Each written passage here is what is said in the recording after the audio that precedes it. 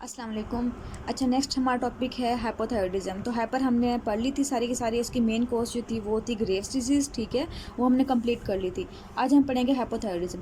अब हाइपोथायरॉयडिज्म के अगर आता है तो आपके माइंड में क्या आना चाहिए कि इसमें हमारा एक चीज़ तो फिक्स है कि हमारे इसके अंदर T3 और T4 का लेवल कम होगा, ठीक है, और TSH का लेवल जो है T4 T3 का लेवल कम होगा, ठीक है। अगर तो है प्राइमरी कॉज होगी T3 T4 लेवल जैसे ही कम होगा ये जाके इसको स्टिमुलेट करेगी और हमारे पास TSH का लेवल जो है वो इंक्रीज़ मिलेगा, ठीक है। अगर सपोज करें कॉज जो है वो कौन सी है, प्राइमरी कॉज है। लेकिन अगर T3 T4 कम है, लेकिन किसकी वजह से कम है, पिट्यूटरी ग्लैंड की वजह से कम है, तो इसके मतलब ये है कि TSH खुद कम है। TSH खुद कम है तो इसका मतलब ये है कि ये प्रोड्यूस भी कम करवा रहा है, जिसे हम कहते हैं कि ये हमारे पास कौन सी कॉज होती है, सेकेंडरी कॉज होती हैं। सो हमने इसकी दो कॉजेज़ पढ़ लिए थे, एक प्राइमरी कॉज होती है और एक सेकेंडरी कॉज होती है। इसके अलावा आपकी बुक में एक टेबल बना हुआ है, आप उसे भी बेशक कर लें। उसमें उन्होंने कहा है प्राइमरी कॉज के अंदर लिखा हुआ है, उन्होंने वो कहती हैं कि अगर कोई थायराइड के डिसजेनेसिस हो जाए, किसी भी म्यूटेशन की वजह से जो है, अगर इसकी डिसजेनेसिस हो जाए तो ये इसकी प्राइमरी कॉज में आती है। इसके अलावा कंजेंटल कोई बायोसिंथेटिक जो है ना वो प्रोसेस ख़राब हो जाए इसके अंदर, ठीक है, ये इसके अंदर कॉज होगी। इसके अलावा कोई हमारे पास पोस्ट एबिलिटी हो सकती है, ठीक है, कोई सर्जरी हो सकती है इसके अलावा, और कोई ऑटोम्यून हो सकती है, ठीक है, आप सर्जरी मेंशन कर दें। इसके अलावा ऑटोम्यून हो सकती है इसके अंदर, ये ऑटोम्यून बहुत इंपॉर्टेंट कॉज है इसके अंदर। और इसके अलावा एक बहुत ही इंपॉर्टेंट जिसे आपने बिल्कुल नहीं भूलना, वो है आपका हाशी मोटो थायरोडाइटिस, ठीक है, ये आपका बहुत ज़्यादा इंपॉर्टेंट है इसके अंदर। ये इसकी जो है ना मेन कॉज है हाइपोथायरॉयडिज्म की। इसके अलावा जो है ना आयोडीन की डेफिशिएंसी बहुत ज़्यादा इंपॉर्टेंट है। अगर हम वर्ल्ड वाइड बात करें, पूरी दुनिया में बात करें कि किसकी वजह से जो है हाइपोथायरॉयडिज्म होती है, तो वो आयोडीन डेफिशिएंसी की वजह से होती है। तो सबसे ज़्यादा आपकी इंपॉर्टेंट कॉज ये है।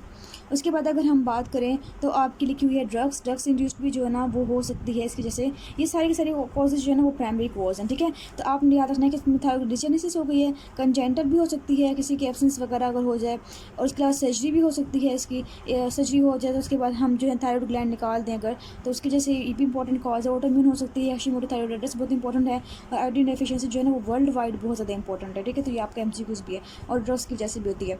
अगर हम बात करें सेकेंडरी के, तो सेकेंडरी में जो है ना वो कौन कौन सी कॉज होता है, तो वो बहुत ही सिंपल सी हैं कि आपके जो पिट्यूटरी ग्लैंड का मसला होगा, तो आपकी जो पिट्यूटरी ग्लैंड है उसका कोई फेलियर हो जाए, ठीक है, फेलियर हो जाए मीन वो कोई प्रोड्यूस ही ना करे, तो इसका फेलियर हो सकता है। इसके अलावा अगर हम बात करें तो हमारा जो हाइपोथैलेमस है उसका प्रॉब्लम भी हो सकता है, तो वो भी सेकेंडरी के अंदर ही आएगा क्योंकि उसकी थायराइड का कोई कॉज नहीं है। तो हाइपोथैलेमिक की जो है ना वो भी ख़राब हो सकता है, वो उसका भी फेलियर हो सकता है, ठीक है। अच्छा, आपने इसकी कॉजेज़ पढ़ ली हैं। कॉजेज़ के साथ हमने दो चीज़ें और पढ़नी है जो कि आप यहाँ मेंशन करेंगे ऊपर की तरफ, कि अगर हाइपोथायरॉयडिज्म जो है, अगर हम बात करें अगर बच्चों में जो है हाइपोथायरॉयडिज्म हो जाए किसी भी वजह से, तो इसे हम कहते हैं क्रिएटिनिज्म कहते हैं। अब क्रिएटिनिज्म की जो कॉजेज़ हैं वो कौन सी होती हैं, वो बहुत इंपॉर्टेंट हैं, वो हैं दो। एक होती है इसकी जो कॉज होती है वो होती है आयोडीन डेफिशिएंसी की वजह से अगर हो जाए, क्योंकि मोस्ट कॉमन काज तो यही है। तो किसी जगह में हिमालयास वगैरह में अगर डेफिशिएंसी हो जाए आयोडीन की, तो इसे हम कहते हैं इंडेमिक क्रिएटिनिज्म कहते हैं, ठीक है। और अगर किसी इलाके में जो है किसी जगह में जो है बच्चों की अचानक से जो है वो आयोडीन इसमें हाइपोथायरॉयडिज्म हो जाए, तो उसे हम कहते हैं स्पोरेडिक। अब स्पोरेडिक अगर होगी, सपोज करें, तो स्पोरेडिक की मोस्टली जो कॉजेज होती हैं वो क्या होती है, वो इंजाइम की डेफिशिएंसी हो, ठीक है, किसी इंजाइम की डेफिशिएंसी हो जाए, कंजेंटल हो वो अगर डिजीज़। और इंडेमिक कब होती है, जब आयोडीन की डेफिशिएंसी हो, ठीक है। तो ये हमने दो कॉजेज पढ़ लिए हैं। अब हमने पढ़ना ये है कि क्रिएटिनिज्म में अगर बच्चों को हो जाता है तो उसमें कौन कौन से जो है उसको सिम्टम्स या साइन सिम्टम्स आते हैं कि आप बॉडी पे इफेक्ट्स आते हैं। तो ये आपने मस्ट याद रखनी है, बहुत इंपॉर्टेंट है कि बच्चे में जो है ना अगर आयोडीन की डेफिशिएंसी हो तो उसकी इम्पेयर्ड डेवलपमेंट होती है, ठीक है, उनकी डेवलपमेंट ही सही नहीं होती, स्केलेटल मसल्स की, आपने सुना कि स्केलेटल मसल्स की, और इसके अलावा सीएनएस की डेवलपमेंट नहीं होती। अगर हम नेक्स्ट सेकंड बात करें तो उनकी जो है मेंटल रिटार्डेशन बहुत ज़्यादा सीवियर होती है, ठीक है। तो आपकी बुक में ये भी लिखा हुआ है कि एक प्रेग्नेंट औरत है, ठीक है, उसको ना हाइपोथायरॉयडिज्म वो सफरिंग है, और वो उसका कोई बेबी पैदा होता है, ठीक है, और उसकी अभी जो है थायराइड डेवलपमेंट नहीं हुई, उससे पहले हो जाता है, तो उसको भी बहुत ज़्यादा सीवियर जो है मेंटल रिटार्डेशन हो सकता है। लेकिन अगर थायराइड मतलब बच्चे का थायराइड डेवलप हो गया है और उसके बाद माँ को जो है डेफिशिएंसी होती है, तो उससे कोई इसके माइंड पे इफेक्ट नहीं पड़ेगा, ठीक है। तो इसके ना क्या होगा, मेंटल रिटार्डेशन होगी अगर इस बच्चे को खुद जो है हाइपोथायरॉयडिज्म हो जाए। इसके अलावा इसका जो है ना बच्चा पैदा होगा वो शॉर्ट स्टेचर का होगा, ठीक है। उसका जिस्म होगा वो छोटा सा होगा। इसके अलावा उसके कोर्स जो है ना फेशियल फीचर्स होंगे उसके, ठीक है, मैं छोटा छोटा सा मुंह होगा उसका। इसके अलावा उसकी बहुत इंपॉर्टेंट पॉइंट है कि उसकी प्रोट्रूडिंग जो है ना वो टंग होगी, टंग जो है ना वो बाहर की तरफ निकली होगी, ये आपका इंपॉर्टेंट फीचर है। इसके अलावा जो होगी ना अम्बलाइकल हर्निया से वो सफरिंग होगा, ठीक है, अम्बलाइकल हर्निया भी उस पेशेंट को होंगी, उस बच्चे को होंगी। सो ये आपने जो है साइन सिम्टम्स सारे याद रखने हैं, आपके डायग्नोस्टिक पॉइंट्स हैं ये सारे के सारे। अगर आपको याद नहीं रहता क्रिटिनिज्म बच्चों के लिए है तो आपने याद रखना है कि सी से क्रिटिनिज्म और सी से ही याद रखना है चिल्ड्रन, ठीक है। तो ये चिल्ड्रन में केसेस, चिल्ड्रन में होता है ये याद हो गया हमें। उसके बाद हम नेक्स्ट बात करते हैं कि अगर सपोज करें अडल्ट के अंदर जो है इनकी डेफिशिएंसी हो जाए, ठीक है, अडल्ट के अंदर, तो कौन कौन से इफेक्ट्स होंगे उसे हम क्या कहेंगे। इसी हम कहेंगे थोड़े यंगर चिल्ड्रन होंगे, थोड़े बड़े बच्चे होंगे, जिसे हम कहते हैं मिक्स एडिमा कहते हैं इसको, ठीक है, मिक्स एडिमा होता है। अच्छा, मिक्स एडिमा जो होता है ना, इसे हम कहते हैं गुल्स डिजीज़ भी कहते होते हैं इसको। पेशेंट की क्या क्या मैनिफेस्टेशन जो होना इसके अंदर हमें आएगी अगर ये अडल्ट में होगा।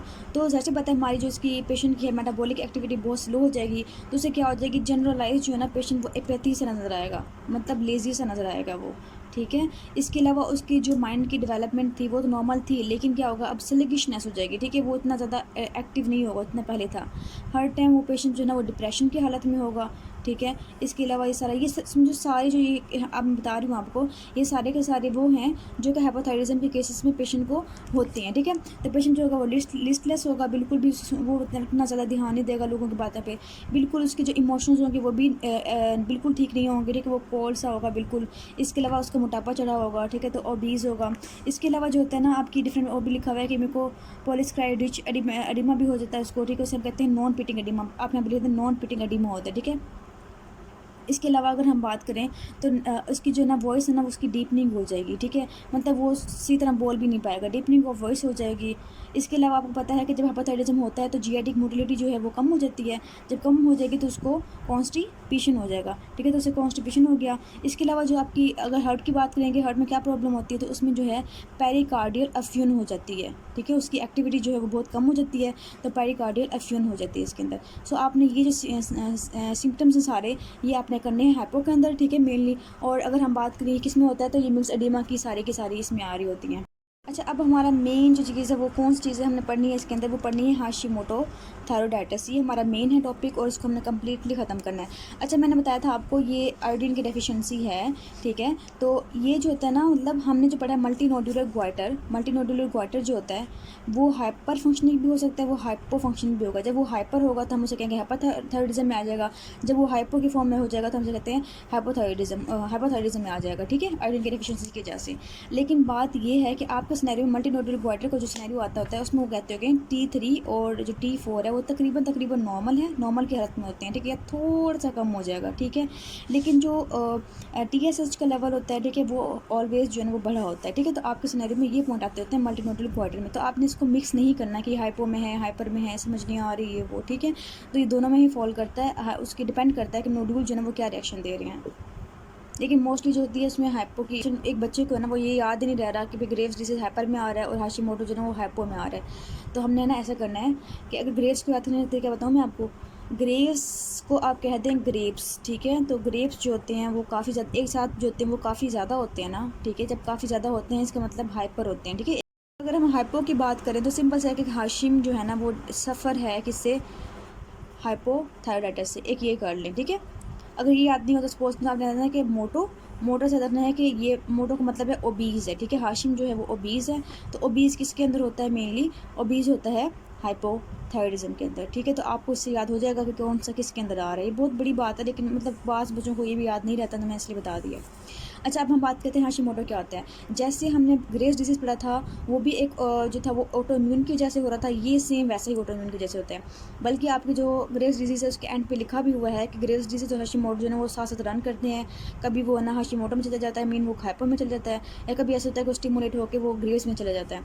लेकिन मेन चीज़ ये है कि हमने इसको हाइपो में ही पढ़ना है। अब इसमें क्या होता है, इसमें ये ऑटोइम्यून रिएक्शन होता है। और एक और बात कि मैंने आपको बता दिया कि आयोडीन की जो डेफिशिएंसी होती है उसकी वजह से जो हाइपोथायराइडिज्म होता है वो वर्ल्ड वाइड जो है ना वो मतलब वर्ल्ड वाइड मोस्ट कॉमन है, मोस्ट कॉमन काज है इसकी, ठीक है। लेकिन हाशिमोटो थायराइडाइटिस भी मोस्ट कॉमन काज है, कब, जब उन इलाकों में जहाँ पे आयोडीन की डेफिशिएंसी नहीं है, ठीक है। ऐसे इलाके जहाँ पे आयोडीन की डेफिशिएंसी नहीं है, आयोडीन जो है वो नॉर्मल है, अगर वहाँ पे आपको हाइपोथायरॉयडिज्म के पेशेंट मिल रहे हैं, इसका मतलब ये है कि उनको हाशिमोटो थायराइडाइटिस है। अच्छा, नेक्स्ट ये भी जैसे ग्रेव्स डिजीज़ था, ये भी फीमेल के अंदर ज़्यादा कॉमन है, ठीक है, बहुत ज़्यादा मोस्ट कॉमन है उनके अंदर। इसके अलावा ना जो इसकी एज है वो 45 टू 65 ईयर्स ऑफ एज में होता है, मतलब मिडिल एज ऑफ में होता है, मतलब ग्रेव्स डिजीज़ से थोड़ा एडवांस होता है, ये एडवांस एज में होता है। अच्छा, अगर हम इसकी बात करते हैं पैथोजेनेसिस की, क्या इसमें मसला क्या होता है ग्लैंड के अंदर, कि जो है ना इसकी हाइपोथायरॉयडिज्म हो जाती है। ऐसी बात है, आपका ग्लैंड है तो उसमें अगर ऑटोइम्यून रिएक्शन आ रहा है सपोज करें, तो ऑटोइम्यून रिएक्शन कैसा आएगा, जो कि इसे ख़राब कर देगा, कम कर देगा, तो मतलब ये इसे डिस्ट्रॉय कर रहा है, ठीक है। जब उसके सेल्स को डिस्ट्रॉय करेगा तो उससे क्या हो जाएगा कि ग्लैंड जो है वो हाइपो की फॉर्म में चली जाएगी। अच्छा, ये आपने पैथोजेनेसिस जो है ना वो बुक से पढ़नी है, इस तरह से ये आपकी इसमें बनी होगी, ये आपके लिए मोर देन इनफ है, ठीक है।